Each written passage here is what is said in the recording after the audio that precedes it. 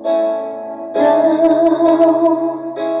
ang nagbigay sa puso ko ng tunay na pagmamahal na di mapapalisan ng wakas.